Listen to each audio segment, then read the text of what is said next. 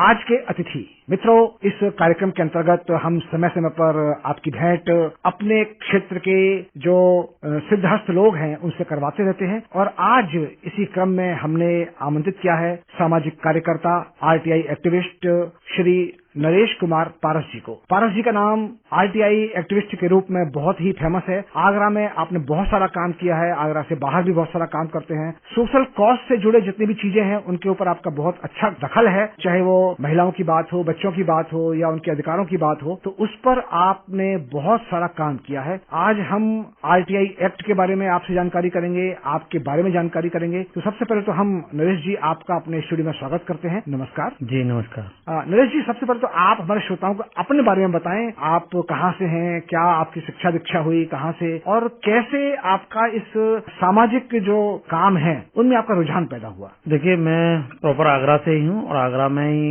मेरा जन्म हुआ है। और शिक्षा दीक्षा की अगर बात करें तो मैंने बीएससी मैथमेटिक्स से किया हुआ है। उसके बाद में एमए सोशियोलॉजी से किया है। ह्यूमन राइट्स से मैंने डिप्लोमा किया हुआ है। और इसके अलावा चूंकि मैं लोगों के लिए लड़ता रहता हूँ प्रशासन से और उनके राइट्स के बारे में बताता हूँ, तो कभी कभी ऐसा महसूस होता है कि हम शासन प्रशासन से उनकी बात को पहुंचा रहे हैं, लेकिन कहीं न कहीं कोर्ट में जाके हम अपनी बात नहीं कर पाते हैं, तो उन लोगों को न्याय नहीं मिल पाता और वो न्याय अधूरा रह जाता है। तो उनकी न्याय की लड़ाई को आगे बढ़ाने के लिए मैंने कानून की पढ़ाई भी शुरू कर दी है और मैंने लॉ में एडमिशन ले लिया। 1 साल मेरी कंप्लीट हो चुकी है।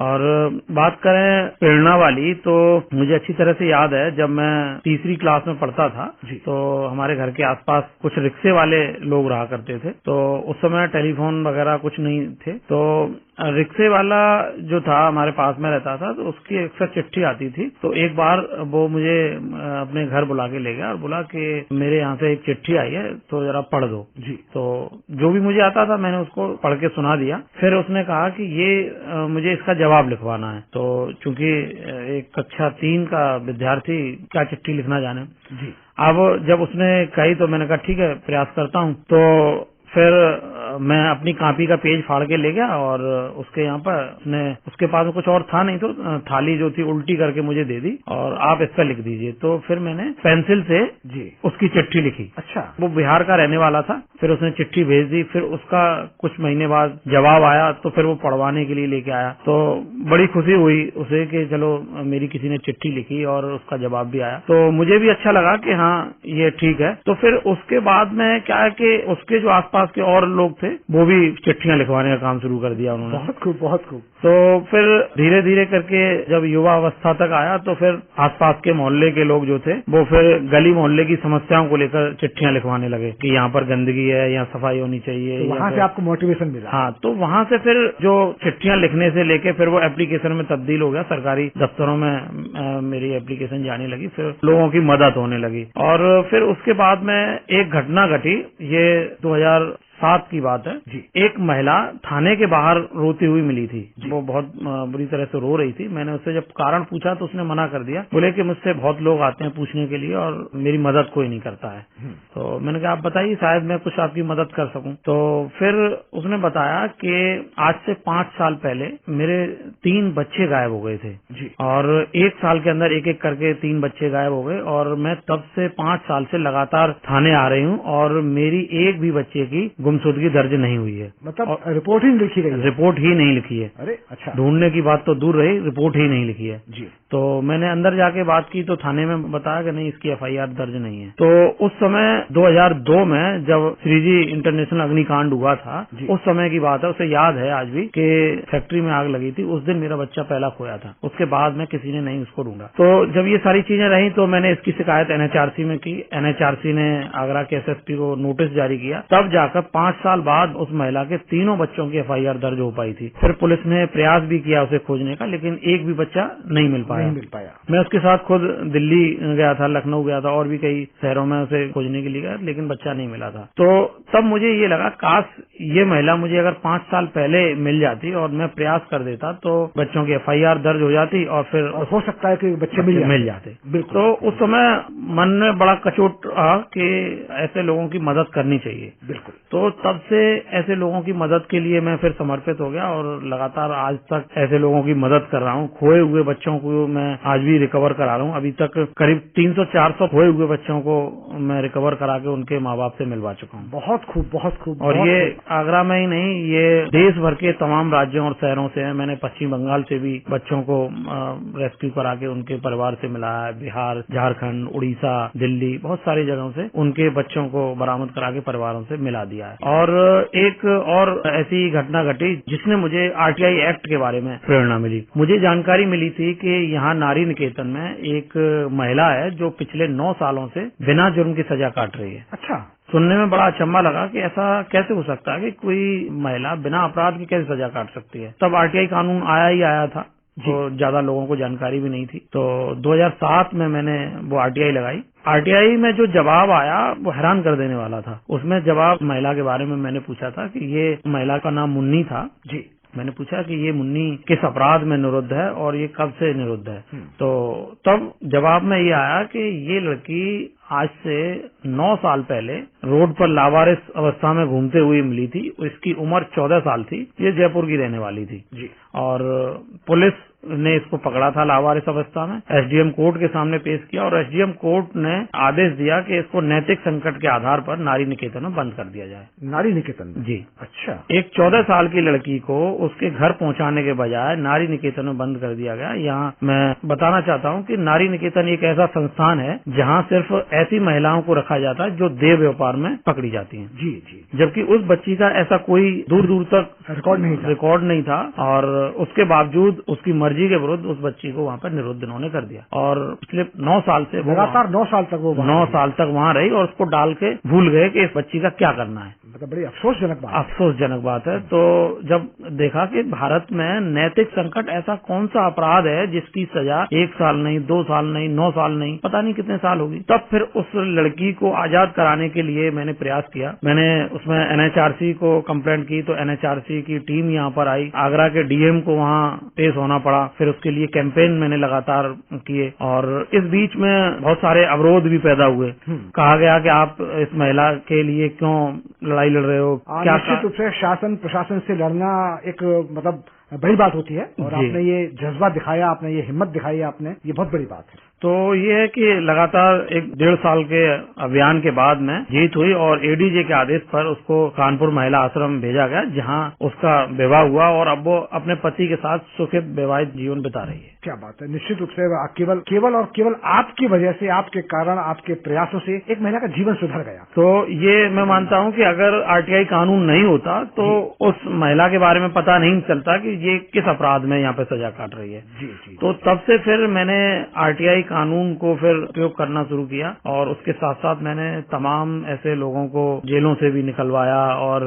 तमाम ऐसे बड़े काम हुए जिनका एक बड़ा परिणाम हुआ। अभी रिसेंटली एक काम हुआ है कि जो जेलों में बंद कैदियों को लेकर मैंने आरटीआई मांगी थी। अच्छा। तो उसमें 5 साल का जो डेटा निकल के आया था तो हैरान कर रहे थे कि 5 सालों में 2500 से ज्यादा कैदियों की मौत हुई। यानी कि एवरेज अगर हम देखें तो हर 26 घंटे में एक कैदी की मौत हो रही थी।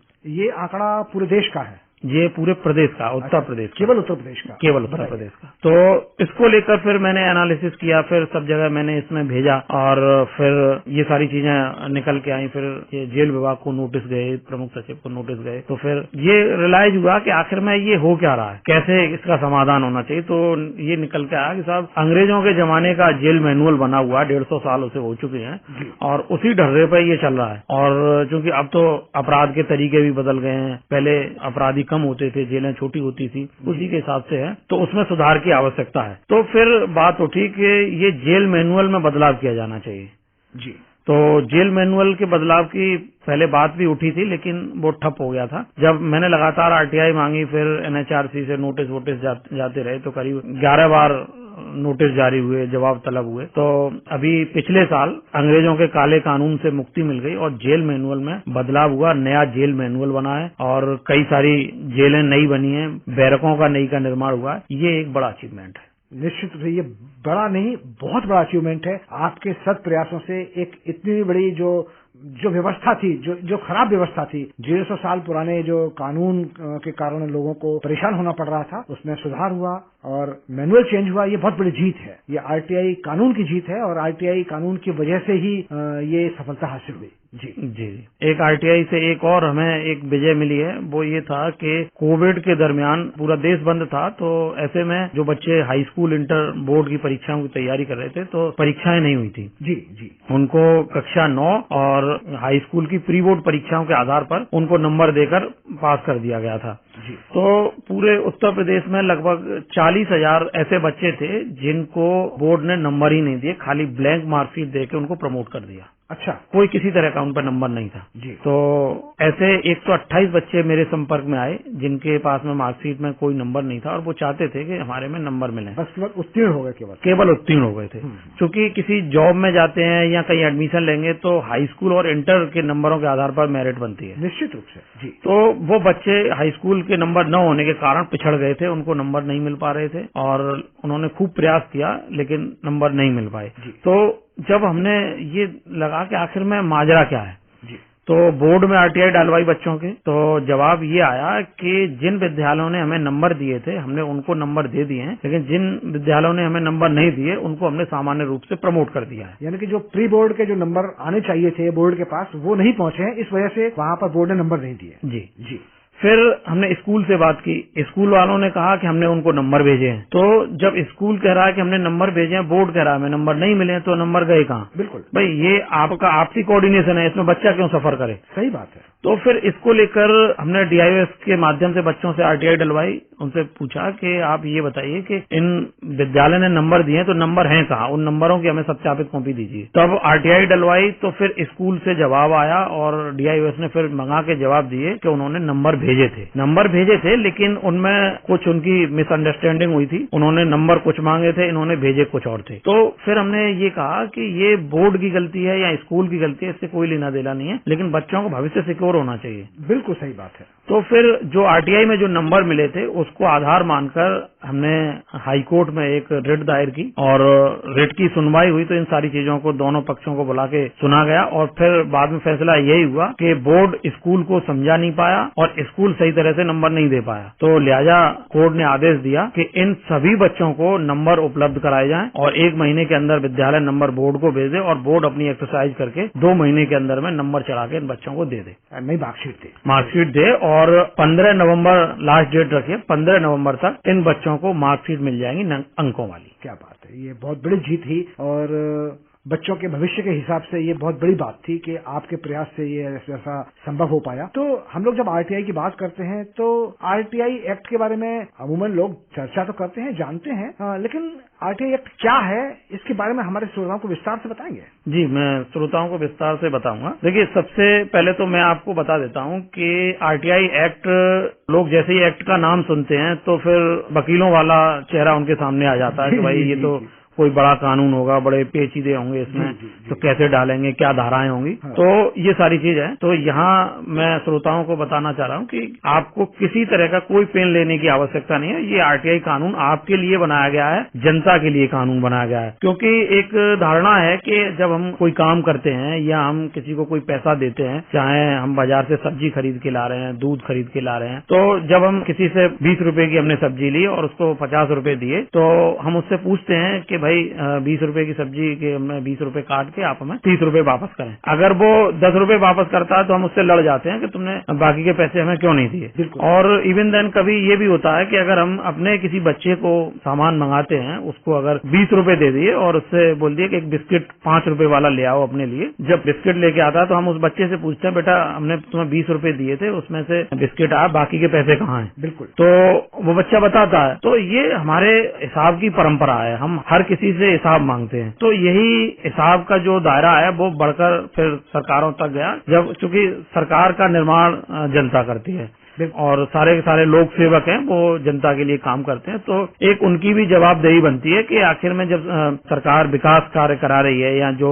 हमारे जो टैक्स का पैसा है वो जा रहा है, तो लोगों को हिसाब भी मिलना चाहिए। तो इसी हिसाब की परंपरा को आगे बढ़ाते हुए ये कानून बना था। 12 अक्टूबर 2005 को सूचना का अधिकार अधिनियम कानून लागू हुआ था, जिससे ये था कि जो भी सरकारी दस्तावेज हैं, जो भी सरकार में काम होते हैं, आप उसकी जानकारी ले सकते हैं। इससे पारदर्शिता आएगी और इसमें किसी तरह की कोई लंबी प्रक्रिया नहीं है। एक सादा कागज पर, मैं बता दे रहा हूँ, सादा कागज, अगर कोई फॉर्मेट कहता है तो, लेकिन इसका कोई विधिवत फॉर्मेट नहीं है। आप सादा कागज पर आप अपना आवेदन लिखिए, आप अपने सवाल लिखिए और सवाल के साथ में 10 रुपए का शुल्क आप उसमें लगा दीजिए। और ये जो 10 रुपए का शुल्क होगा वो आपका डीडी के रूप में हो सकता है, चेक के रूप में हो सकता है, पोस्टल ऑर्डर के रूप में हो सकता है, और ये नहीं है तो आप नगद 10 रुपए भी आप ले सकते हैं जी। तो इनको लगाकर आप अपने सवालों के साथ में संबंधित जो भी विभाग में आप सवाल पूछना चाह रहे हैं उसके जन सूचना अधिकारी के नाम पत्र लिखकर आप भेज दीजिए। चाहे तो आप स्पीड पोस्ट के माध्यम से भेज दीजिए या दफ्तर में जाके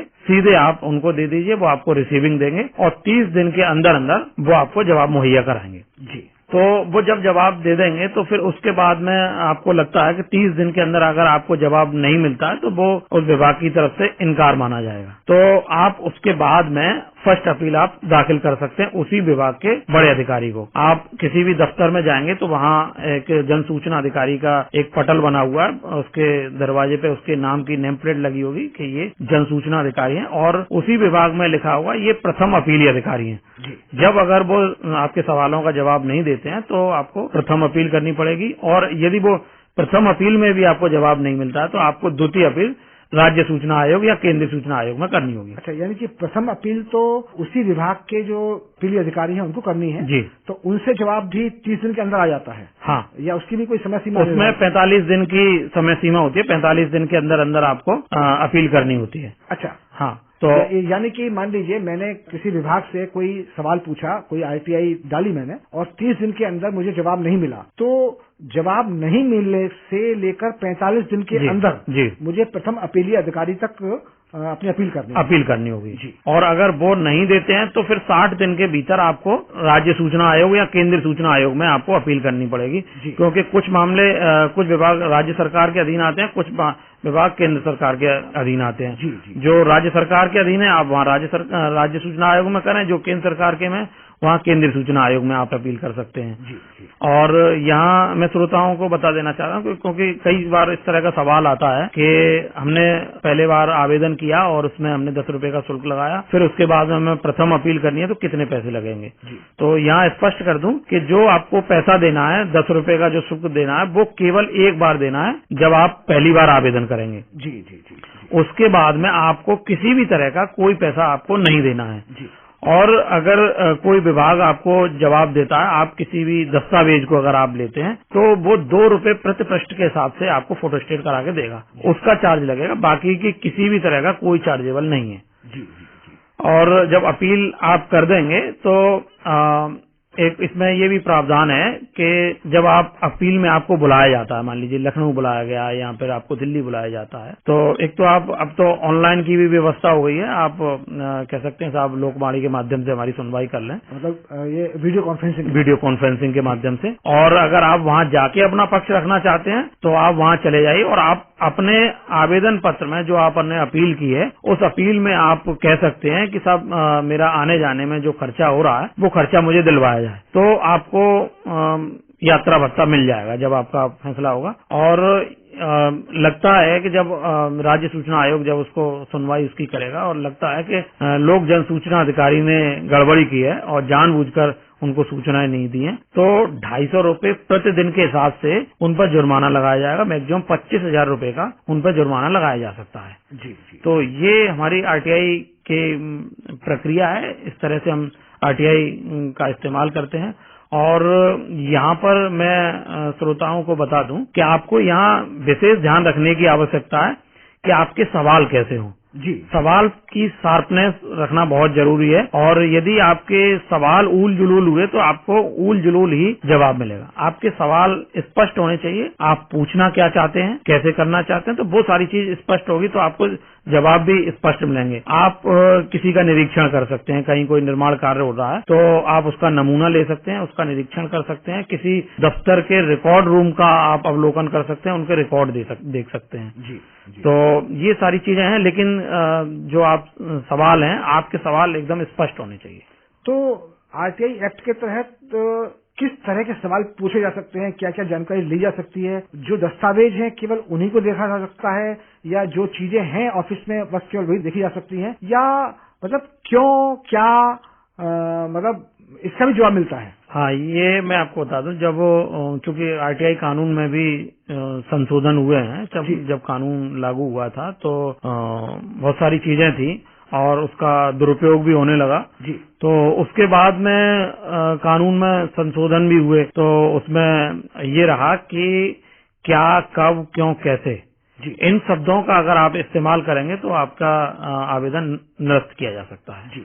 तो आपको विशेष ध्यान रखने की आवश्यकता है कि पूरा आवेदन, मान लीजिए किसी व्यक्ति ने कोई 10 पॉइंट रखे, 10 सवाल पूछे और 10 सवालों में से 3 सवाल ऐसे हैं जिसमें ये वाई, वाट, व्हेन, ये जानकारियां हैं, इस तरह के, तो वो आवेदन निरस्त हो सकता है। पूरा आवेदन निरस्त हो सकता है। जी। अच्छा।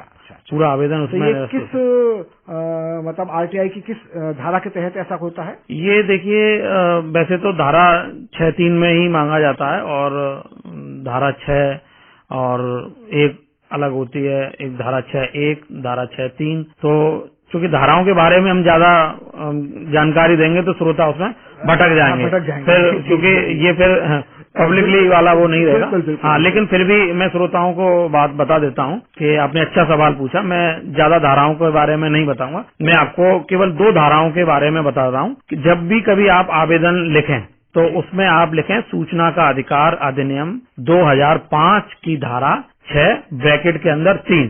अच्छा। इसके तहत आवेदन, इसमें ये होगा कि धारा 6(3) जो है वो हमें ये बताती है कि अगर आपका आवेदन किसी गलत विभाग में चला जाता है या किसी गलत पटल पर चला जाता है और वहां पर आपकी सूचनाएं उपलब्ध नहीं है, तो उस संबंधित जन सूचना अधिकारी का दायित्व है कि आपके आवेदन को वो सही जगह पर भेजे।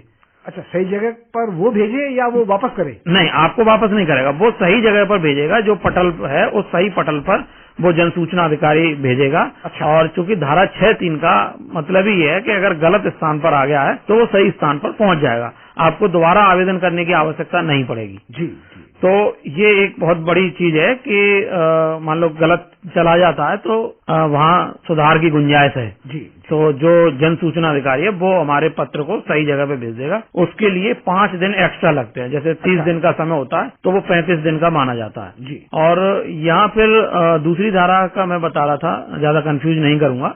धारा 19 के तहत अपील की जाती है। जब आप प्रथम अपील करेंगे तो उस अपील की आप धारा को लिखना अनिवार्य है। जी। और बाकी का आपको धाराओं पर ज्यादा विशेष ध्यान देने की आवश्यकता नहीं है। केवल आरटीआई एक्ट के माध्यम से आप सूचनाएं एकत्र कर सकते हैं। बस कर ये ध्यान रखना है कि आपको कि आपके आवेदन में कब, क्यों, कहाँ, कैसे, ये प्रश्न नहीं होने चाहिए।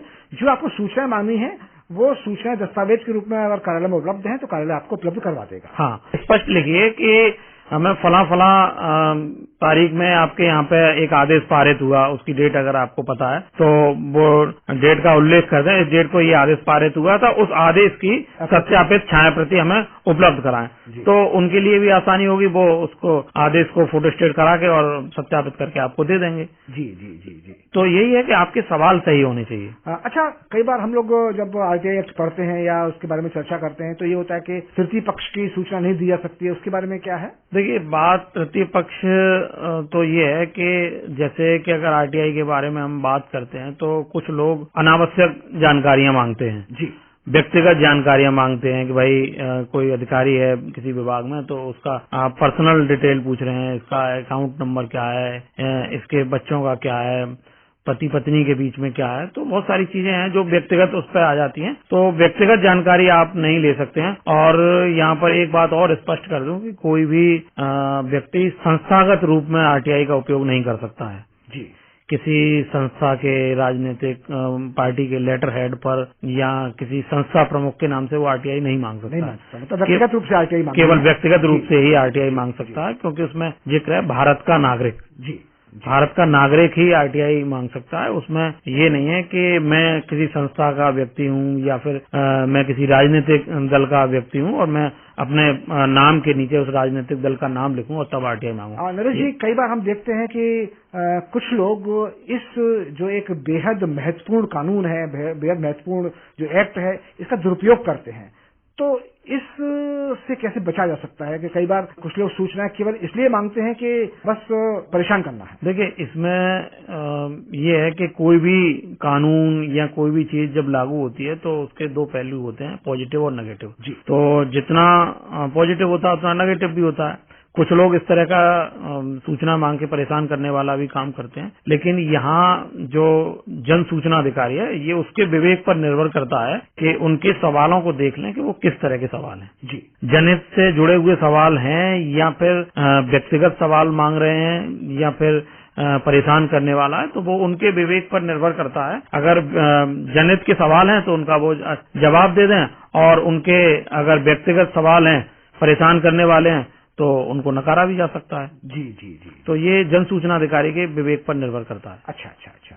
चलिए, आपने बहुत अच्छी जानकारी दी सूचना के अधिकार के बारे में, और हमारे श्रोताओं को आप कुछ कहना चाहेंगे? हाँ, मैं श्रोताओं को बताना चाहूंगा कि जो कानून जो लागू हुआ है, इस कानून को अब 18 साल हो चुके हैं, ये एक वयस्क हो गया है जी। लेकिन आज भी अगर हम बात करें तो बहुत कम लोग इस कानून का उपयोग कर रहे हैं, जिनको पता ही नहीं है, जिसके कारण लोग उसका लाभ नहीं उठा पा रहे हैं। मंशा ये थी कि भारत के हर नागरिक को अपने अधिकार के बारे में पता चले, आरटीआई कानून का वो उपयोग करे, और आप अगर इस आरटीआई कानून का उपयोग करेंगे निश्चित तौर पर आपको लाभ मिलेगा, क्योंकि हम सब कहीं न कहीं व्यवस्था से पीड़ित रहते हैं। किसी ने पेंशन के लिए फॉर्म भरा, महीनों सालों बीत गए, उसकी पेंशन नहीं आई, और किसी ने किसी और आवेदन के लिए किया तो वो नहीं हो पाता। तो आप बेझिझक होके आरटीआई का उपयोग कर सकते हैं। सरकारी दफ्तर में जाइए, वहां जाके 10 रुपए का आप आरटीआई के तहत आवेदन कीजिए, पूछिए कि मैंने फला तारीख को आवेदन किया था और